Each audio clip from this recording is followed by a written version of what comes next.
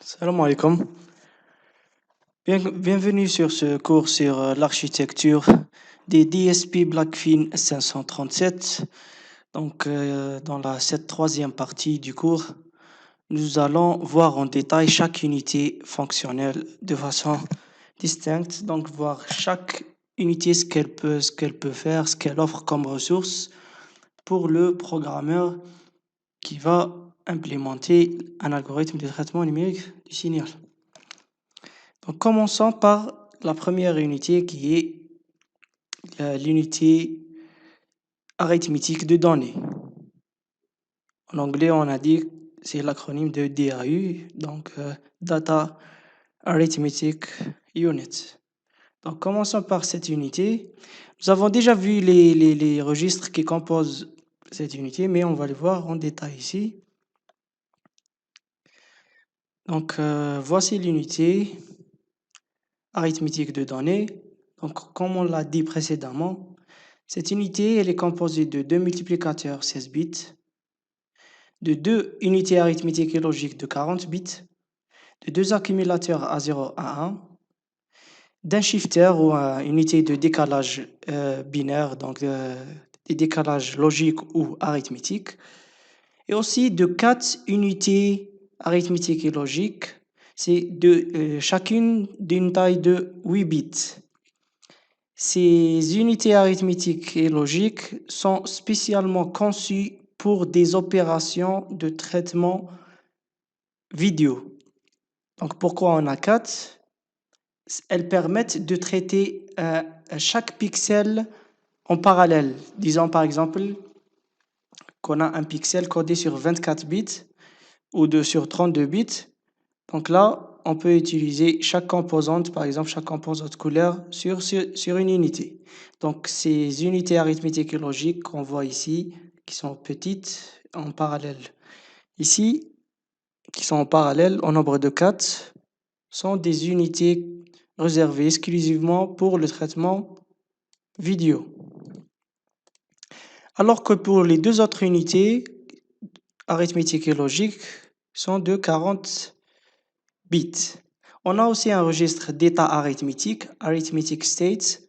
C'est un registre, comme on l'a dit, est composé de nombreux bits, ce qui donne l'état actuel des calculs qui se passent à l'intérieur de l'unité arithmétique de données. Donc à l'intérieur de cette unité-là. On voit ici les bus de chargement et de stockage ou de lecture et d'écriture mémoire. Donc, ils sont connectés avec la mémoire de niveau 1, L1. Et là, on voit que les résultats sont sur 40 bits. Vous voyez que les accumulateurs sont des registres sur 40 bits avec des bus 40 bits. Mais le résultat final doit être sur 32 bits si on souhaite le stocker sur les registres de données. Aussi, on voit ici, donc on ne peut pas les identifier clairement si je ne vais pas les marquer, donc vous ne les remarquez pas. Mais on a ici deux unités MAC. Que veut-on dire par MAC? Rappelez-vous, MAC, c'est multiply, accumulate. C'est des unités de multiplication, accumulation. Et on a dit que ces unités sont très utiles pour le traitement numérique du signal. On a ici deux unités, donc la première unité MAC 0 et la deuxième unité MAC 1. Donc MAC 0, commençons par MAC 0, elle est composée d'un multiplicateur, d'une ALU de 40 bits et de l'accumulateur. Donc voici en bleu, je vais essayer de le mettre en bleu. Donc voilà, ça c'est l'unité MAC 0. Pour l'unité MAC 1, donc je vais la mettre en rouge. Rouge, rouge, rouge. Ah, c'est le rouge. Donc ça, c'est l'unité MAC 1. Vous voyez qu'on a deux unités MAC en parallèle qu'on peut utiliser séparément ou en parallèle. D'où la force ou la puissance ou les performances de ce DSP de chez Analog Device. Donc, regardons tout cela de plus près. Donc, commençons par ces registres-là. Donc, vous voyez qu'on a 8 registres. Chaque registre, il a une taille de 32 bits. Ces registres sont notés RX. Donc, X, c'est l'indice du registre. En tout, on a 8. Donc, en commençant par 0, on finit par 7. Donc, R0, R1 jusqu'à R7. Mais on peut obtenir avec ces registres-là, les 8 registres 32 bits, on peut obtenir plus, donc 16 registres, 16 bits, en divisant chaque registre en une partie low et une partie high. Donc les bits MSB du registre R0 par exemple, là, que l'on note R0H, qui représente les 16 bits MSB du registre R0, constitue un registre 16 bits qui peut être utilisé pour des opérations ou pour accueillir des résultats 16 bits. Pour la partie du port le plus faible, donc LSB, donc c'est la même chose, c'est R0, L ou low. C'est le même cas pour le reste des registres. Donc il n'y a pas de gros chose à dire ici. Donc on passe à l'accumulateur. Pour l'accumulateur, comme je vous l'ai dit tout à l'heure, l'accumulateur, il peut accueillir 40 bits. Donc A0 peut accueillir 40 bits, A1 également. Mais en réalité, il est divisé sur 3 parties. Donc, comme pour les registres de données, donc, il est divisé en 2 parties, partie high et partie low. Donc 16 bits de poids faible, on les note AXL, donc dans ce cas A0. Là, pardon, c'est A unité, c'est juste une faute, donc je ne l'ai pas remarqué. Donc là, c'est A unité L. Là, c'est A unité H. Et là, A unité 0, L, A0H. C'est le même cas qu'on a vu avec les registres data données. Ce qu'il y a en plus, c'est qu'il existe 8 bits supplémentaires qu'on appelle les bits de garde ou les bits d'extension. Donc ceux-là, ils sont utilisés pour réaliser les différentes opérations arithmétiques à virgule fixe. Par exemple, si on est dans le cas du format Q, si les opérandes utilisées pour le calcul, c'est des opérandes au format Q, signés bien sûr. Donc s'ils sont signés, donc le résultat sera décalé de 1 bit, comme on l'a vu lors de la multiplication. On a vu cela lors du chapitre numéro 2, lorsqu'on a parlé du format Q, donc la multiplication au format Q. Donc il y a un décalage qui est nécessaire pour éliminer un bit de signe supplémentaire qui apparaît après la multiplication. Donc pour éliminer ce bit, donc on case le résultat comme cela, qui va insérer un 0 automatique ici, ignorer cette partie-là, et on va obtenir le résultat sur 32 bits, donc 1 bit de signe et 31 bits de valeur fractionnaire. Aussi, ces bits de garde sont utilisés pour gérer les dépassements de capacité.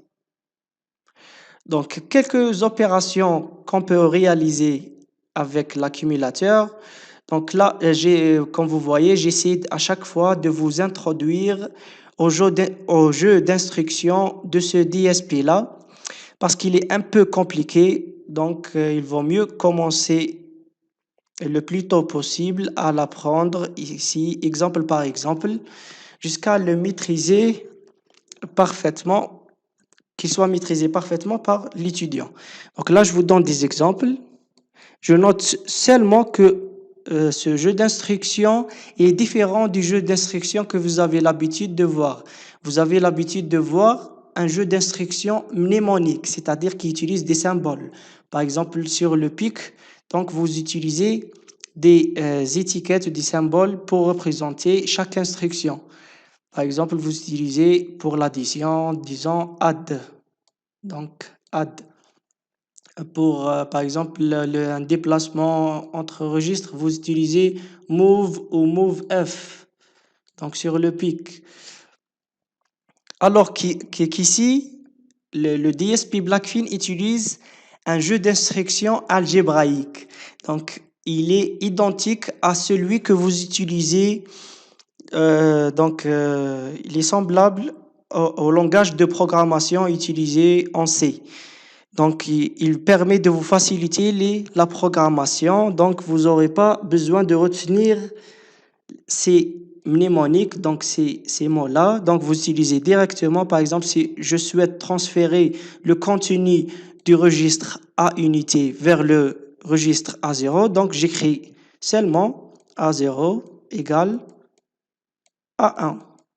Donc, au lieu d'utiliser un mnémonique comme vous l'avez l'habitude de le faire, par exemple le move. Voilà, donc, à propos du jeu d'instructions. Donc là, juste des exemples, parce que lors du chapitre 4, on va s'attaquer à la programmation de ce DSP, donc on verra tout cela en détail. Mais là, juste pour vous donner goût à ce jeu d'instructions, donc nous avons là un déplacement 40 bits. Là, nous avons un déplacement 32 bits. Pourquoi 32 bits? Parce qu'on a ajouté le point W. Donc, le point W, que veut-on dire par W? Donc, Word. Donc, Word, c'est un mot sur 32 bits. Donc, on prend juste 32 bits des 40 bits du accumulateur numéro 1. Donc, on va transférer le résultat du registre R7 vers A unity. Si vous écrivez cette expression-là sans le W, donc en effaçant cela, elle est également correcte. Donc, le processeur va automatiquement savoir que vous essayez de déplacer les 32 bits de R7 vers les 32 bits de A unité, l'accumulateur numéro 1. Si on souhaite faire un déplacement, donc un move de 16 bits, donc on le fait comme cela. Si on souhaite faire un move de 8 bits, donc on le réalise de cette façon-là. Voilà pour les deux accumulateurs A0 et A unité. Toujours dans l'unité arithmétique de données, on a un registre un registre d'état dénoté A-state. Donc A-state en anglais, c'est arithmetic state ou l'état des résultats arithmétiques. Donc tout ce qui se passe, les opérations arithmétiques qui sont réalisées au niveau de l'unité arithmétique de données, donc leur état est connu à travers ce registre-là, Arithmetic Status Register.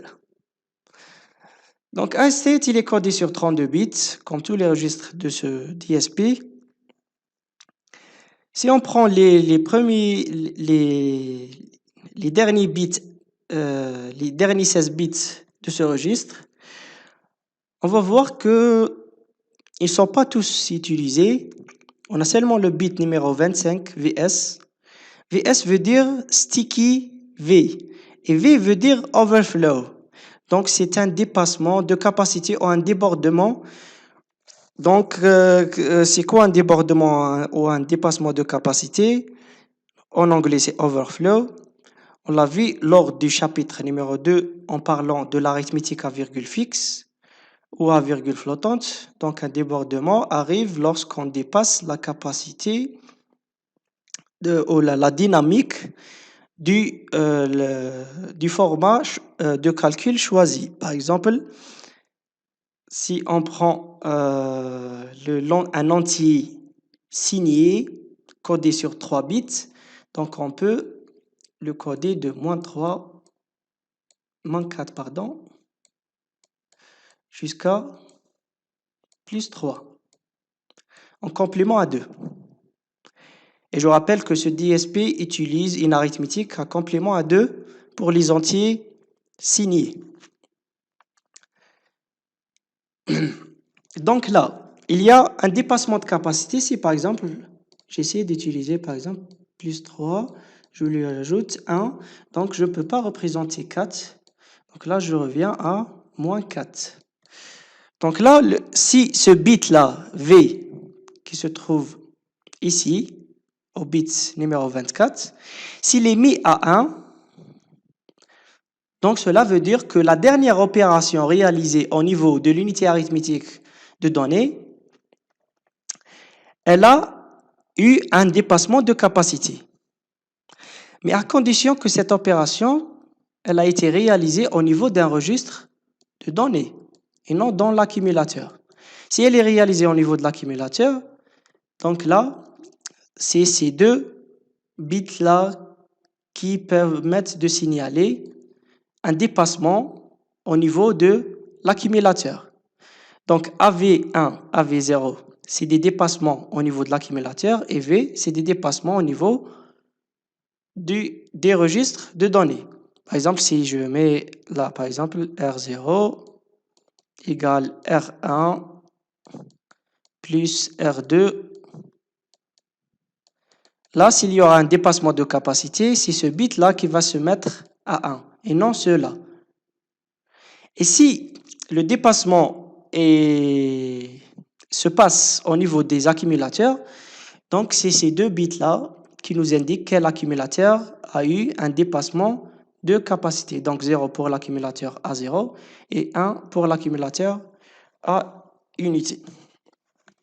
Maintenant, c'est quoi la différence entre VS et V? Donc V se met à 1. Mais une fois qu'au prochain cycle de calcul, il va se remettre à 0 automatiquement. Mais ce VS, il est sticky. Sticky en anglais, donc il va rester collé sur le registre à state. Donc il va se positionner à 1. Donc si V devient 1, au moins une fois lors de l'exécution du programme, donc ce bit VS va rester positionné à 1 jusqu'à la fin du programme. Donc là, on peut utiliser une condition sur cela, donc c'est pour détecter s'il y a un dépassement lors des calculs ou non.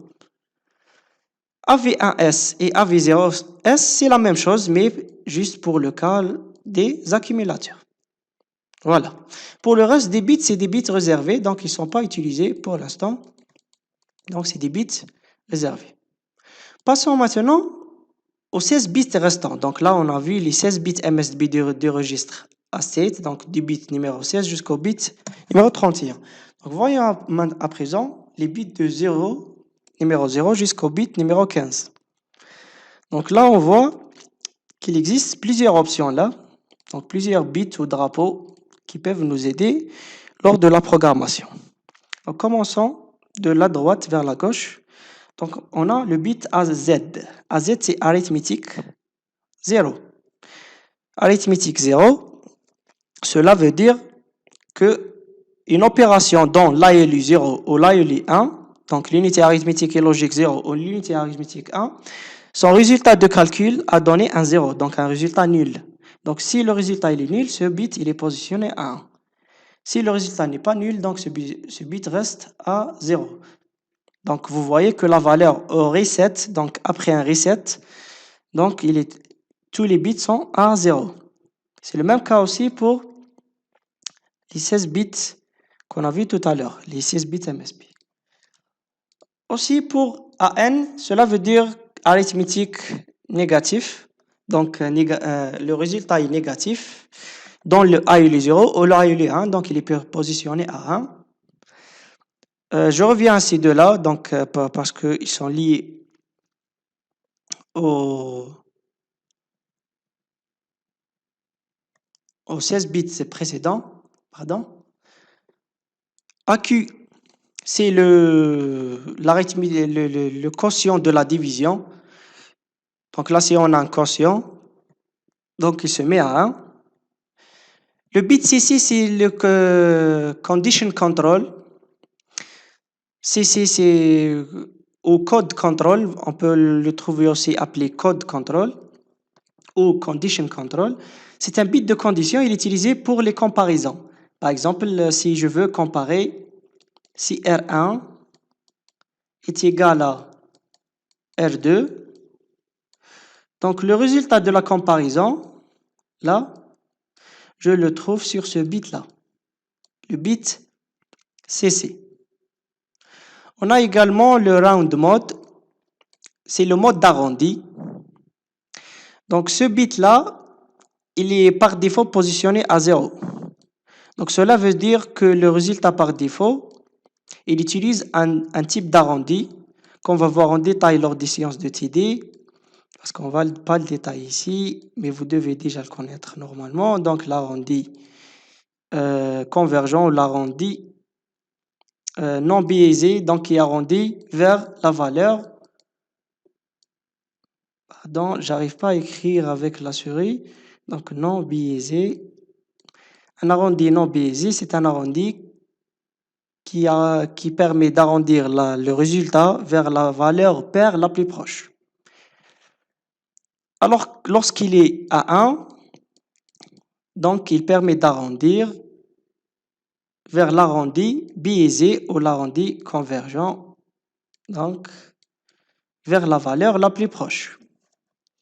Voilà, c'est ça la différence entre l'arrondi biaisé et l'arrondi non biaisé. Aussi, nous avons le AC0 et le AC1. Donc, vous l'avez deviné, c'est le carry. Donc, on l'a retenu donc du calcul des opérations binaires. Donc, si on a un carry, donc là, ce bit se met à 1. Ça, c'est concernant l'accumulateur c'est l'unité arithmétique et logique numéro 1, et ça, c'est l'unité arithmétique et logique numéro 0. Attention, ça ne concerne pas l'accumulateur, mais toute l'unité arithmétique et logique. Également, nous avons le V-copy.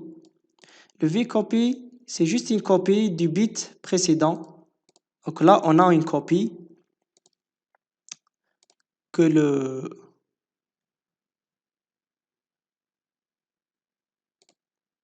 Pardon, ça ne veut pas s'enlever.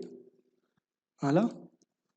Donc le V-copy, c'est une copie du bit overflow, du bit de dépassement sur les registres, les opérations qui s'effectuent sur les registres de données. Le AC0 copy, c'est juste une copie de ce bit-là. Donc là, nous avons plusieurs options et ça dépendra de l'application visée. Passons maintenant aux unités arithmétiques et logiques. Donc ces fameuses unités arithmétiques et logiques, sur 40 bits, on a deux unités, l'unité ALU0 et l'unité ALU1. Donc l'unité numéro 0, elle est utilisée par défaut. Donc quand vous n'utilisez pas les deux unités en même temps, ces deux unités-là, quand vous ne les utilisez pas en même temps, donc l'unité ALU0, c'est celle qui est utilisée par défaut. Aussi, parmi les tâches assignées à ces unités, donc c'est des tâches classiques que vous avez déjà connues, mais ils sont effectués en virgule fixe, bien sûr.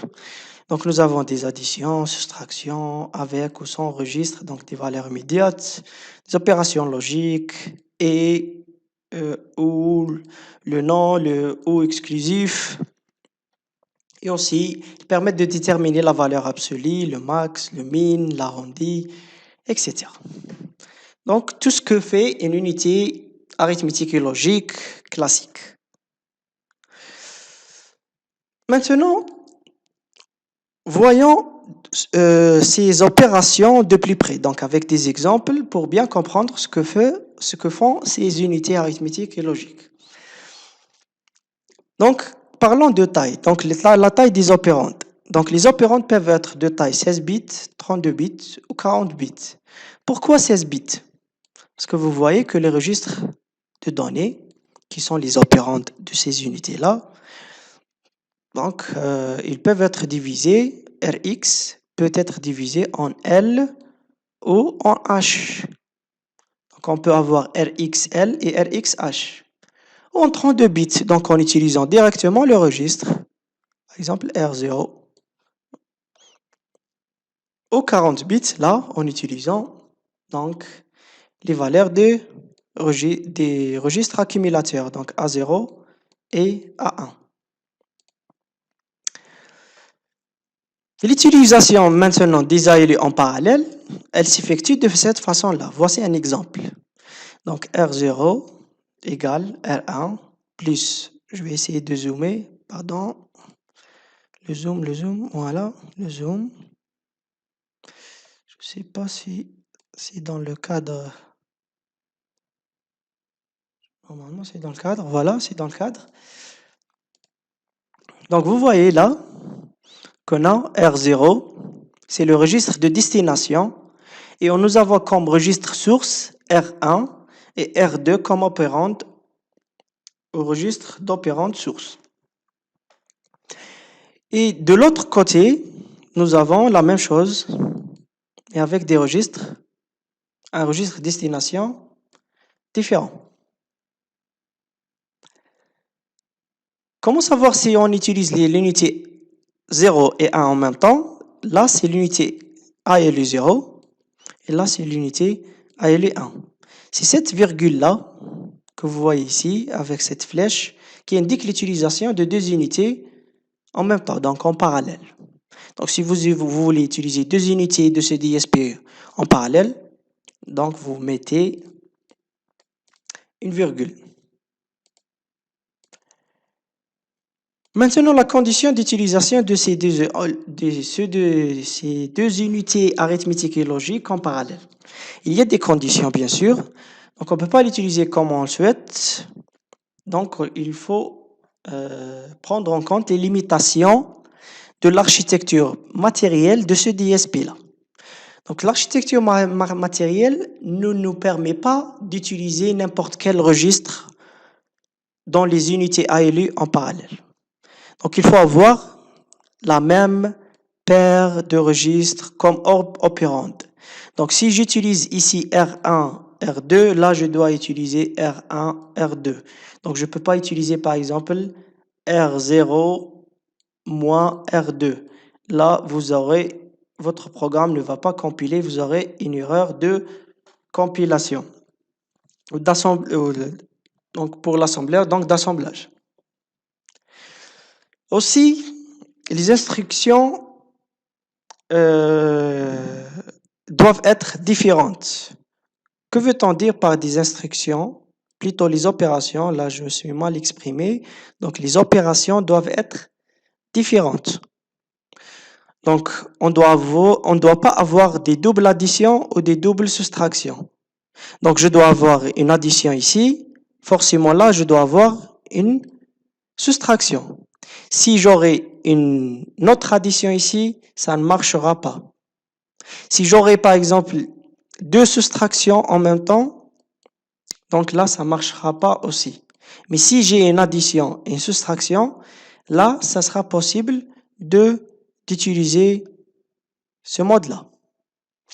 J'espère que c'est bien clair. Donc revenons aux combinaisons possibles. Donc vous voyez qu'il existe plusieurs combinaisons. Pourquoi plusieurs combinaisons? On peut utiliser des registres 32 bits comme on peut utiliser des registres 16 bits.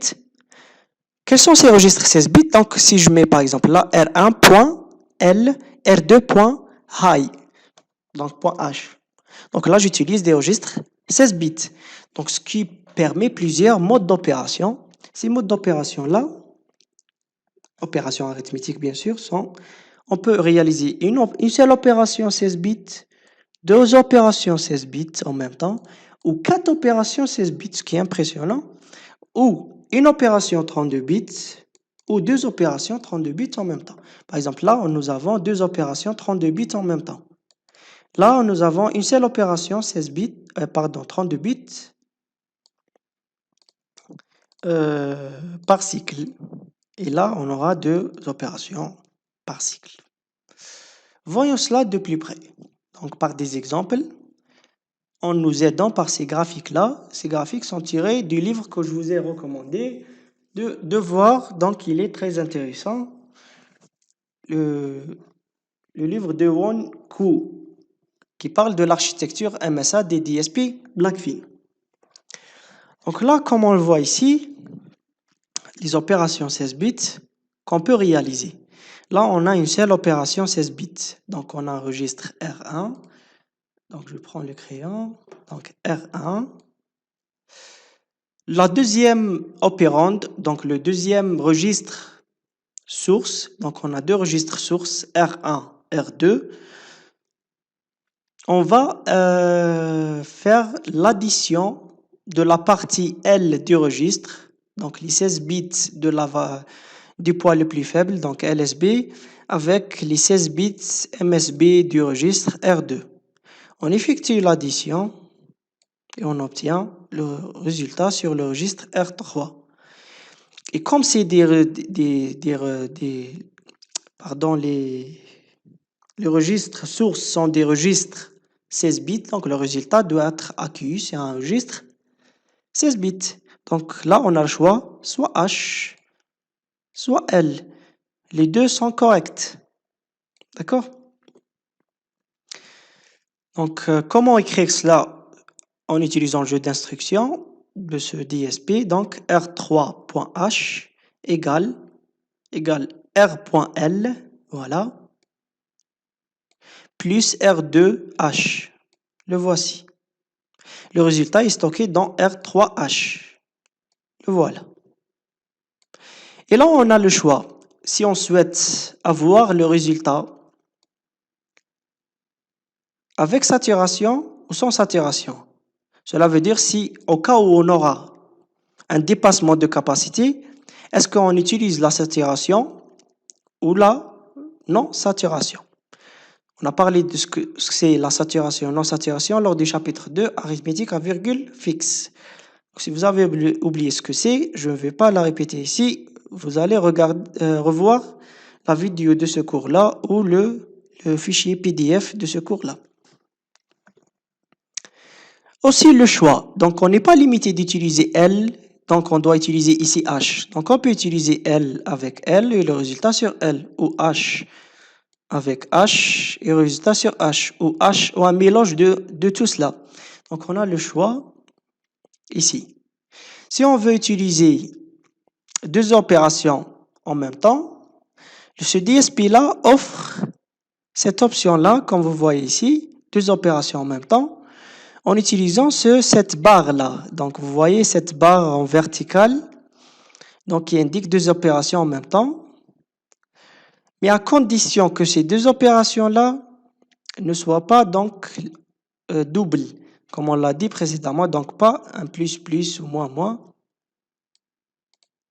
Pardon, là c'est possible parce que pardon, c'est possible parce que dans ce cas-là, on n'utilise pas deux unités arithmétiques et logiques, donc on utilise la même unité, donc A est le 0, ce qui est possible. Donc on peut faire plus, moins, ou plus, moins, ou moins, plus. Donc là, c'est possible. Comment faire cela? Donc on utilise ce symbole-là, donc une barre verticale, avec à gauche l'opération d'addition ou soustraction désirée, et à droite la même chose, et les deux registres à utiliser. Donc vous voyez, le registre R1 et R2 sont les registres sources, R3 le registre destination, et là on a pu réaliser deux opérations 16 bits en même temps, ce qui est pas mal. On peut aller jusqu'à 4 opérations en utilisant les deux unités en même temps. Mais là, à condition que ce soit pas le double, comme on l'a dit précédemment, parce que là on utilise les deux ALU en même temps. Donc, si j'utilise là un plus et un moins, donc là, je dois utiliser un moins et un plus. Donc, je ne peux pas utiliser un plus ici et là un plus. Ça ne marchera pas. Donc, on n'aura pas une double addition ou une double soustraction. Voilà. Passons maintenant dans le cas où on a des opérandes, donc des registres, registres sources qui contiennent des opérandes codées sur 32 bits. Donc, dans ce cas-là, donc, ça sera, comme on l'a déjà expliqué avant, donc pour 32 bits, il est très clair ici, d'après ces graphiques-là, donc R1 plus R2, le résultat stocké sur le registre de destination R3, plutôt déplacé. Et c'est le même cas ici, juste, il ne faut pas que vous soyez trompé par ces conditions-là, donc là vous voyez plus et moins, on ne peut pas avoir 2 plus ou 2 moins en même temps. Très bien. Maintenant, passons au multiplicateur. Donc nous avons vu que nous avons deux multiplicateurs 16 bits. Je reviens ici. Là, on a deux multiplicateurs 16 bits. Donc comment les utiliser? On va voir comment les utiliser. Quelles sont les conditions d'utilisation, donc les limites d'utilisation de ces multiplicateurs-là. Donc ces multiplicateurs acceptent seulement des opérandes de 16 bits. Ces opérandes peuvent être des entiers, signés ou non signés, ou des nombres fractionnaires, donc au format Q, signés ou non signés. Donc si on joint les deux multiplicateurs, comme nous avons deux multiplicateurs, si on utilise les deux multiplicateurs ou un multiplicateur avec une ALU, on obtient deux unités MAC. Donc c'est quoi MAC? Rappelez-vous, c'est quoi MAC? Multiply Accumulate, j'insiste sur cela. Multiply Accumulate, c'est des unités MAC. Comment ils sont réalisés? Je vous ai montré au début de ce cours, mais là, on a un multiplicateur 0, ALU 0 et A0. Là, pour le MAC 1, c'est multiplicateur 1. Pardon, là, je me suis trompé. Je note cela pour que je puisse le corriger sur le PDF après. Donc, le MAC sur le diapo numéro 34 que je dois corriger après. Donc, MAC multiplicateur 1, ALU 1 et A unité. Les types d'opérations possibles avec ces multiplicateurs, donc on peut réaliser des multiplications 16 bits ou 32 bits. Ce cas, il est très spécial, donc en général, on va utiliser seulement des multiplications 16 bits. Les multiplications et accumulations en addition, donc en mode d'addition, ou en mode soustraction. Donc il y a une accumulation en addition, aussi une accumulation en soustraction. Donc si on retire ou on accumule. Donc, commençons par un exemple sur les multiplications 16 bits. Donc, comme vous voyez, ces multiplications 16 bits nécessitent trois registres données ou deux registres accumulateurs. Pardon, données et un accumulateur. Donc, commençons par le registre R1 et le registre R2 ici. On effectue la multiplication. Le résultat est stocké sur le registre R3. Vous voyez qu'on a commencé par des registres 16 bits. On a fini par un registre 32 bits, ce qui est logique parce qu'en multiplication binaire, donc si on multiplie, donc le format va être le double. Donc là, si on a 16 bits, sur 16 bits, on aura un format sur 32 bits. Et voici comment réaliser cela en utilisant le jeu d'instructions. Donc R3 égale R1L fois R2H. Mais pas que cela. Donc, on peut utiliser H avec H ou L avec L ou L avec H ou H avec L. On a le choix. Donc, comme on le souhaite, il y a juste certaines conditions qu'on va les voir ici en détail. Donc, commençons. Si le résultat, comme dans ce cas-là, il est sur 32 bits, vous voyez que le résultat, il est sur 32 bits. Il est automatiquement décalé de 1 bit vers la gauche, donc 1 bit vers la gauche, si les nombres utilisés, donc les opérandes utilisées ici, sont au format Q signé.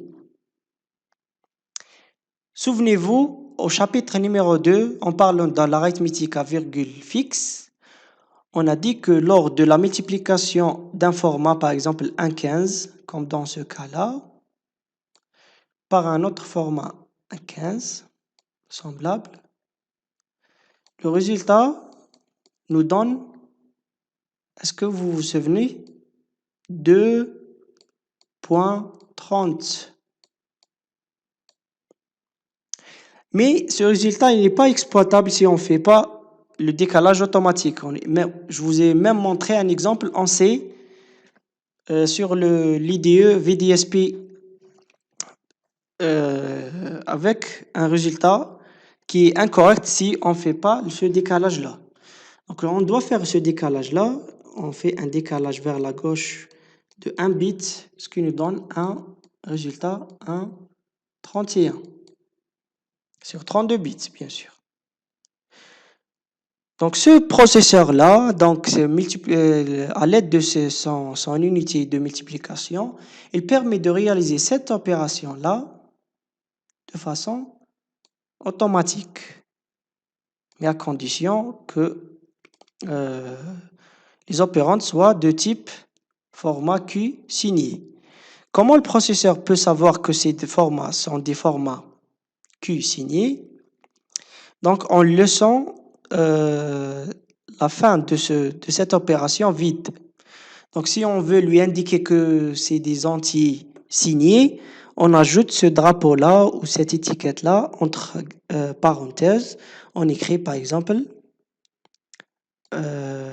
U, I. Voilà. Cela veut dire unsigned integer. Donc là, il ne va pas faire le décalage. Parce que c'est des entiers non signés, ils n'ont pas besoin de, lors de la multiplication, ils n'ont pas besoin de ce décalage-là. Aussi, le résultat de multiplication peut être mis, comme dans ce cas-là, dans un registre de données 32 bits, comme ils peuvent être mis sur un accumulateur AX. Comment réaliser cela? Donc, on écrit A 0 égale R1 et vous m'excusez pour l'écriture parce que vous n'êtes pas les seuls à en souffrir de cela. Donc, multiplier, j'ai vraiment besoin d'une tablette. R2 H. Oh, le H. Voilà. J'espère que c'est clair. Et on met entre parenthèses cette partie-là.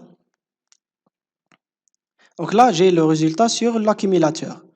Et si je veux mettre le résultat sur l'accumulateur et le transférer vers le registre, je peux écrire comme cela. C'est aussi valable. Donc voilà pour le jeu d'instruction en multiplication 32 bits. Donc résultat sur 32 bits. Mais si le résultat est sur 16 bits,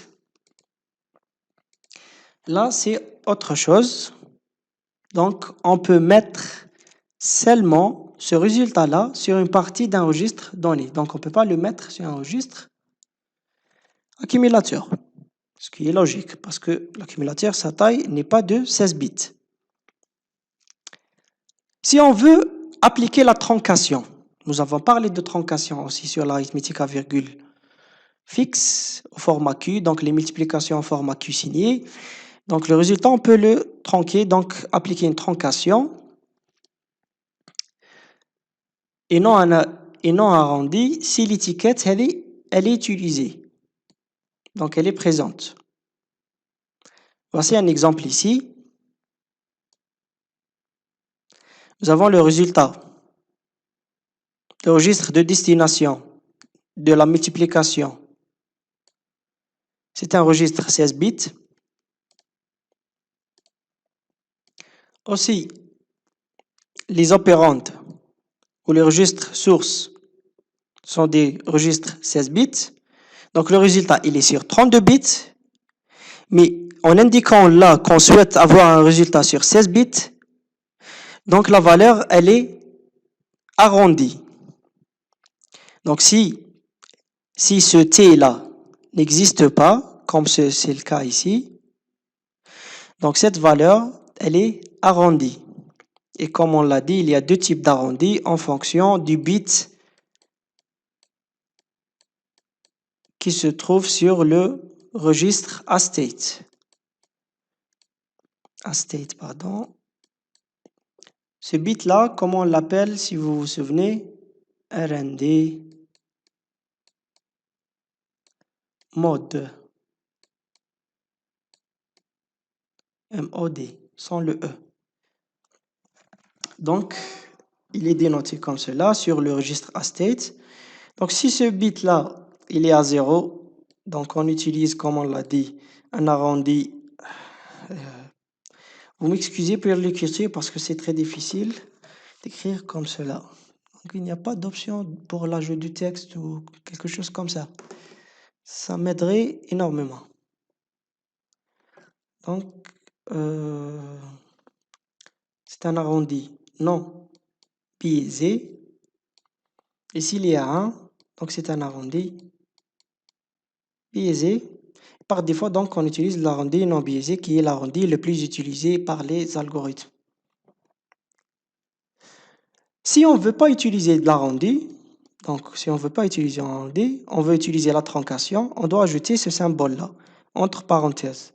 Donc le T, le grand T,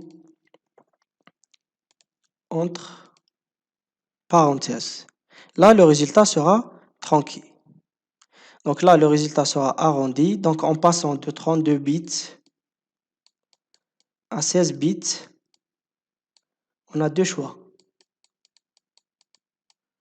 Soit on arrondit le résultat en fonction du bit d'arrondi, soit on tronque le résultat donc en utilisant la troncation, mais pour cela, on doit ajouter cette étiquette-là pour indiquer au processeur qu'on souhaite faire la troncation.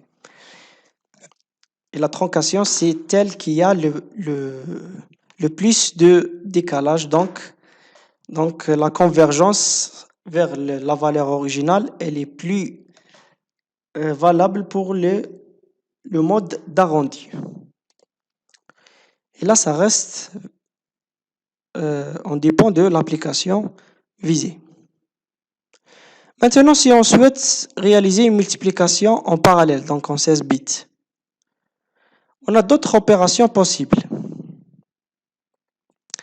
Donc, ce qu'on a d'autres, je vous ai dit autre opération possible. Là, c'est la fatigue qui commence. Donc, nous avons deux multiplications.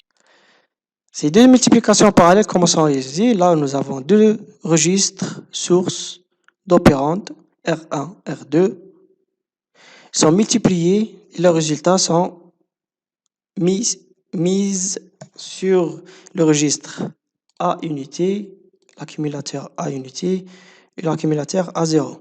Donc, les résultats sont mis sur les accumulateurs. Donc, nous avons l'accumulateur A1 et A0. Là, vous voyez H, H, L, L, comme nous l'avons souhaité. H, H, L, L.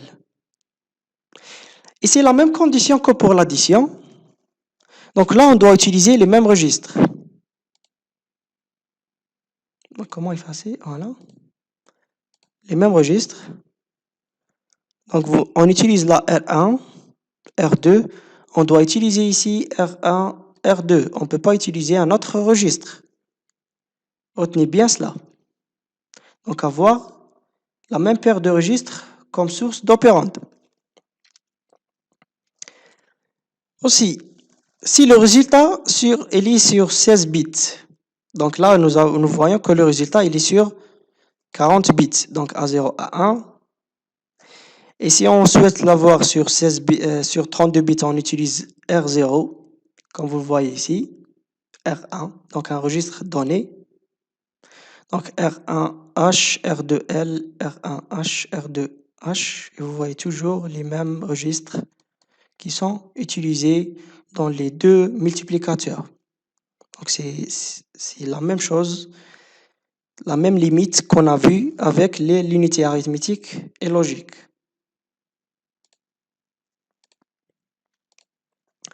Aussi, si on souhaite utiliser l'accumulateur et ensuite transférer le résultat vers le registre de données, on peut l'écrire de cette façon-là. Comme vous voyez ici. Pardon, là, il n'y a pas de plus, sinon ça devient un Mac. Donc là, il y a une autre erreur.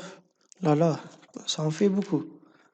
Donc ce document doit être révisé de fond en comble. Donc c'est quel diapo? Le diapo numéro 36. Voilà. Aussi, si on souhaite avoir le résultat sur 16 bits, donc il faut avoir le même registre de destination. Là, c'est une condition primordiale. Sinon, vous aurez une erreur de compilation ou d'assemblage.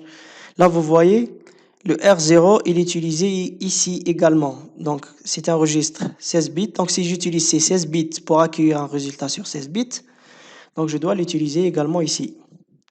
Sa partie H. Également, les 16 bits LSB de chaque registre donné peuvent être utilisés seulement avec le registre A0. Et les 16 bits MSB peuvent être utilisés seulement avec le registre A unité, donc l'accumulateur numéro 1. Donc si j'essaie par exemple de mettre ici, par exemple L là, et mettre ici A1 au lieu de 0, ça ne marchera pas. Si j'essaie d'utiliser ici A0 avec H, pardon, A0 avec H, celui-là et non celui-là, donc aussi ça ne marchera pas. Donc il faut retenir ces conditions-là parce que lorsque vous programmez, lorsque vous codez vos algorithmes en utilisant ce jeu d'instructions, il faut bien connaître ces limites d'utilisation de chaque unité qui compose l'unité fonctionnelle arithmétique de données. Maintenant, ces multiplications en parallèle 16 bits, on peut leur ajouter l'unité arithmétique et logique 0 par exemple dans ce cas, et l'accumulateur, ce qui nous donne une unité MAC. Et on peut faire l'addition, donc une accumulation par addition ou une accumulation par soustraction. Donc par addition, ça donne cela, et ça s'écrit comme ça, donc on ajoute ce plus là.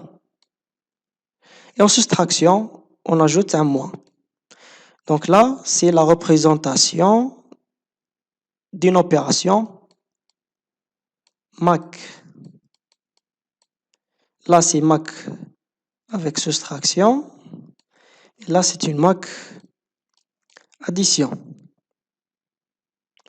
Aussi, on peut utiliser ces MAC en parallèle. Donc, comme pour la multiplication 16 bits. Donc là, c'est la même chose. Donc, vous voyez, c'est la même chose, les mêmes conditions. Donc, vous voyez, L s'utilise avec A0, H avec A unité. Et là, si j'utilise moins, moins ou plus, plus, donc on n'a pas de problème. Voilà. C'est tout ce qui concerne cette unité arithmétique de données.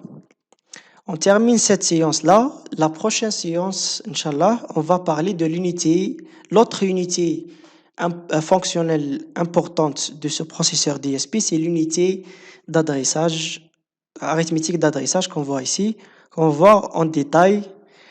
On la verra aussi avec l'unité de contrôle parce qu'il n'y a pas beaucoup à dire sur cette unité-là.